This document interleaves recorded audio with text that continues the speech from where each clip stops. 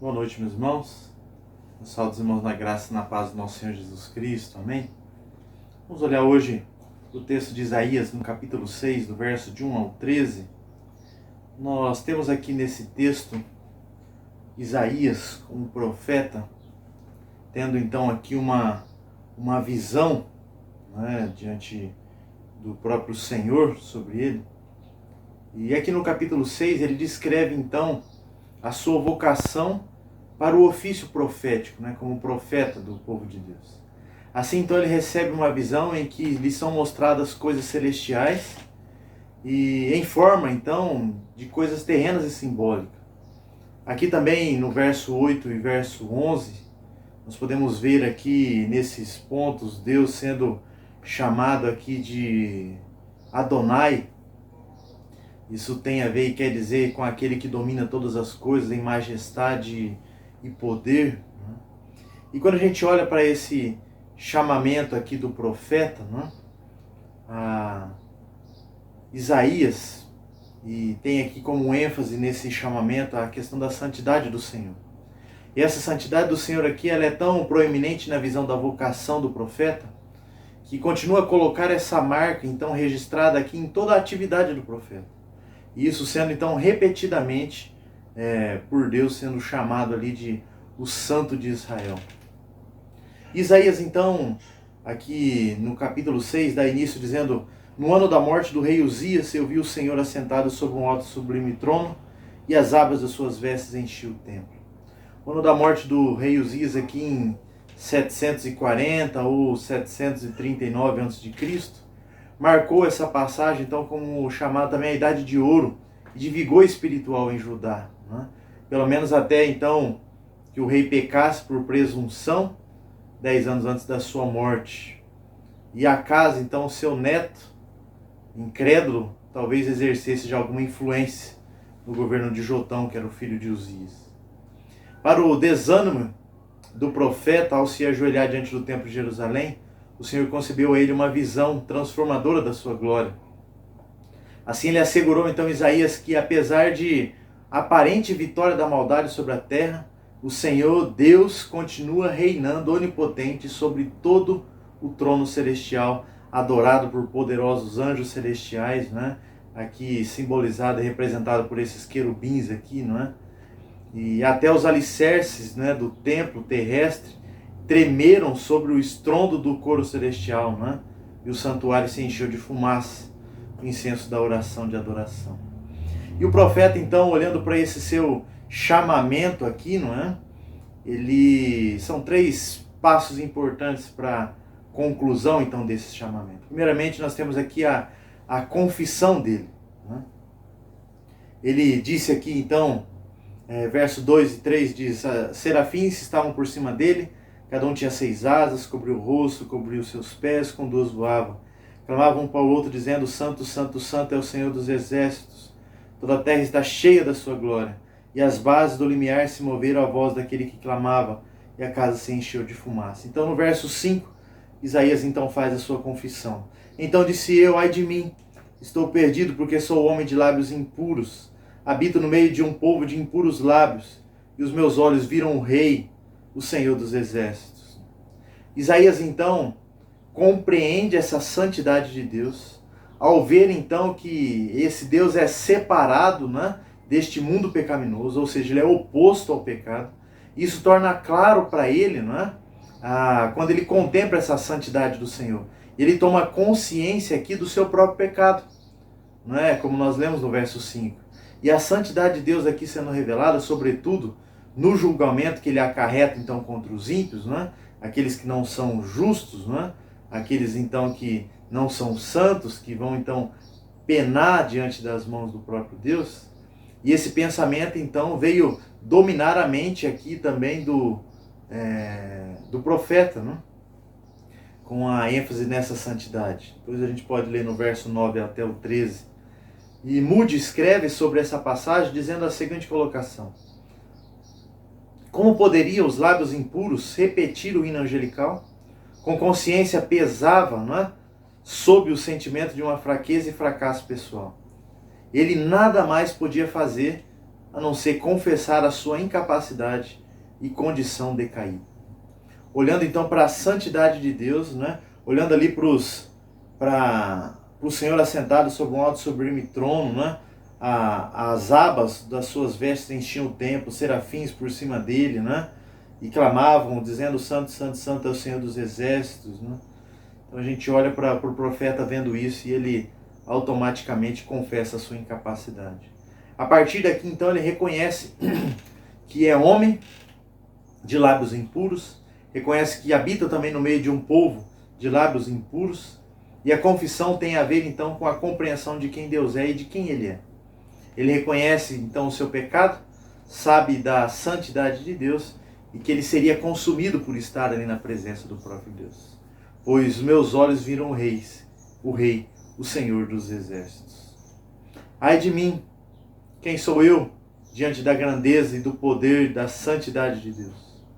Essa é a grande preocupação de Isaías, pois ele sabia que não poderia habitar na presença de Deus sendo pecador. Então, para isso, o Senhor mesmo prepara o profeta, né? Um meio, então, para que ele então fosse usado ali, estivesse na presença do próprio Deus, um processo de purificação, e esse é o segundo ponto. Verso 6 diz lá: Então dos serafins voou para mim, trazendo na mão uma brasa viva, que é tirada do altar como uma tenaz. Verso 7: Com a brasa tocou a minha boca e disse: Eis que ela tocou os meus lábios, e a tua iniquidade foi tirada, e perdoado o teu pecado. A ideia de santidade do Senhor aqui também é um princípio de redenção que se encontra presente aqui no texto, né? E mais especificamente no capítulo 1, no verso 4. Pois a santidade do Senhor, da qual Isaías recebeu uma impressão, né, aqui então estonteante de uma visão do templo, é a separação do mundo pecaminoso. Como tal, aqui ela também mostra, né, o juízo de Deus sobre a vida dos ímpios. Olha lá, capítulo 5, verso 16, diz lá assim: Mas o Senhor dos exércitos é exaltado em juízo, e Deus, o Santo, é justificado em justiça. Como tal, ele também mostra, então, esse juízo sendo aplicado na vida dos ímpios. Os ímpios serão punidos pelo Senhor, que é santo. E esse juízo, então, aqui está especificamente, né, e mais voltado para a liderança do povo. Mas também com aqueles, então, que têm uma vida ímpia, né, que não somente a liderança, mas aqueles que também conhecem ao Senhor e têm vivido uma vida ímpia. A santidade tem ainda uma outra faceta aqui, né, que é mais proeminente do Antigo Testamento. O santo, então, é aquele que é separado do mundo pecador. O Senhor escolheu Israel, então, daquele mundo e fez dele um povo pactual com ele. E nesse contexto, então, de santidade, que aqui é ressaltado, um lado nas ordenanças para a vida, que deram, então, a Israel, lá em Êxodo 19:6, diz: Vós me sereis reino de sacerdotes, nação santa. São essas palavras que falarás aos filhos de Israel. Mas também é uma força motivadora de todos os atos de Deus, pelos quais, então, ele vai redimir o seu povo.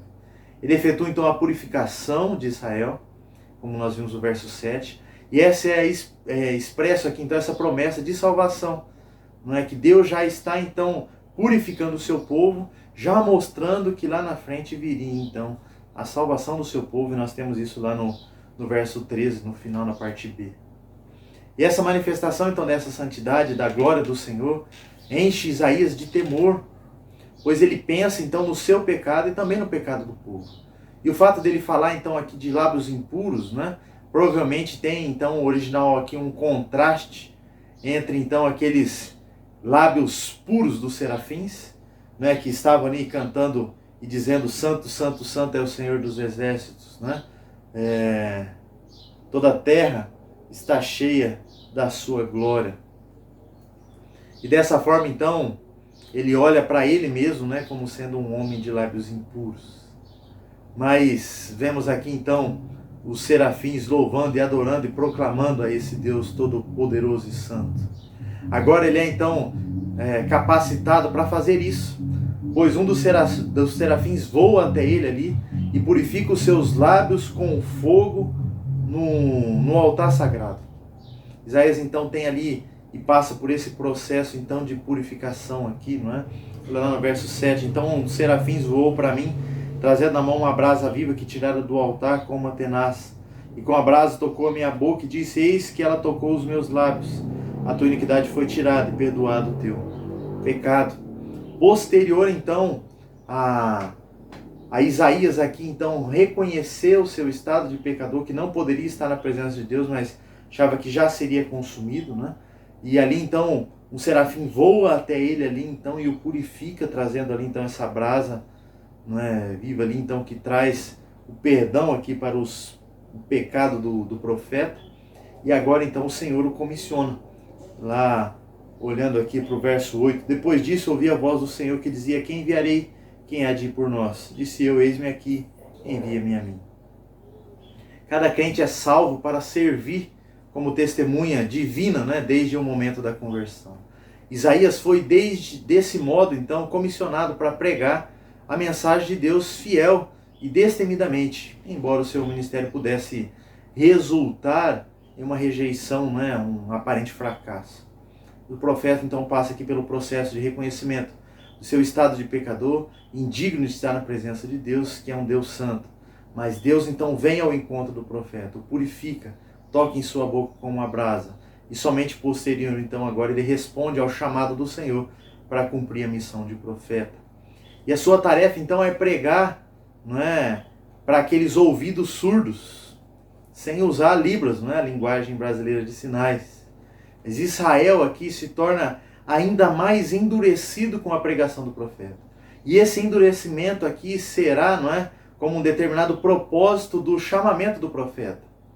Na verdade, é um resultado da palavra divina que faz parte do plano de Deus, que é um julgamento visto do pecado do povo, não é? O próprio coração endurecido do povo, quando eles ouvem, ainda mais o seu coração se endurece. E essa palavra tem complemento, né, completo na rejeição do próprio Cristo, quando ele veio ao mundo, e também da sua pregação. Olha lá, João capítulo 12, verso 37.